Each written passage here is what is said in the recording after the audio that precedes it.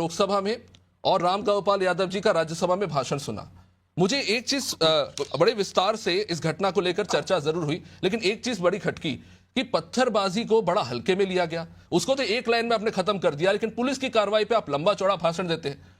क्या इस बात पर सवाल नहीं उठना चाहिए कि वो कौन लोग हैं, वो कौन नौजवान हैं जो अपनी जिंदगी तो बर्बाद कर ही रहे हैं, साथ ही साथ देश का, एक राज्य का माहौल खराब कर रहे हैं और एक गलत फहमी के चलते? क्या उस पर बात नहीं होनी चाहिए?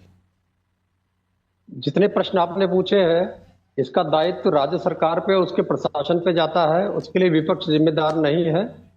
और हम कह रहे हैं विपक्ष के रूप में कि ये जितने प्रायोजित दंगे हैं सब योगी आदित्यनाथ की देखरेख में प्रशासनिक अधिकारियों से कराए जा रहे हैं। बहराइच में खुल चुका है, संभल में नहीं जाने दिया, संभल में भी खुलेगा। मैं उस विषय पे आता हूं जो योगी आदित्यनाथ ने अयोध्या जी में कहा। 267वीं रिपोर्ट विधि आयोग की, विधि आयोग की रिपोर्ट के अनुसार नस्ल, जातीय, धार्मिक विश्वास, लैंगिक व्यवहार के आधार पर नफरत फैलाना, उकसाना हेट स्पीच होता है।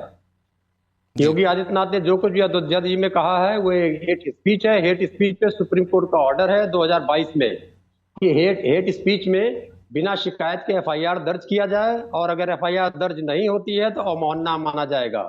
24 में कहा है माननीय उच्चतम न्यायालय ने नफरत फैलाने वाले भाषण की अनुमति नहीं दी जा सकती है। अब आपने एक प्रश्न पूछा है कि भारत छोड़ के कौन लोग चले जाएंगे। मैं बता रहा हूं कौन लोग गए। पहले तो जो मोदी साहब के वो समर्थक गए, ललित मोदी, नीरव मोदी, विजय माल्या, वो भारत छोड़ के गए। दूसरा, करीब करीब पिछले 10 वर्षों में 11 लाख से ज्यादा लोग गए जो व्यापारी थे या जो अपने किसी क्षेत्र में विशेषज्ञ थे, वो भारत छोड़ के चले गए नरेंद्र मोदी जी के इस राज्य में।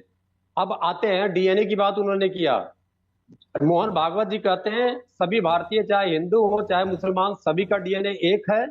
फिर 2024 में उन्होंने कहा कि हिंदू मुसलमानों के पुरखे एक थे।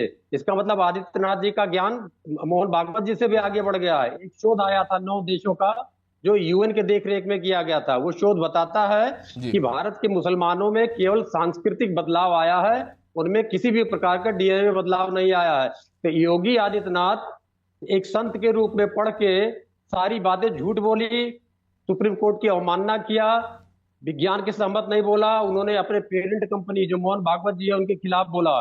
तो ऐसा व्यक्ति को अराजक कहा जाएगा और ऐसे व्यक्ति के खिलाफ मुकदमा दर्ज कर उनको तुरंत बंद कर दिया जाना चाहिए। और ये ऐसा किया जाना चाहिए कभी भी चुनाव ना लड़ सके। तब इस प्रकार का दुर्भावना कोई देश में नहीं फैला पाएगा और सुप्रीम कोर्ट अपनी मंशा में और विधि आयोग अपनी मंशा में सफल होगा। धन्यवाद।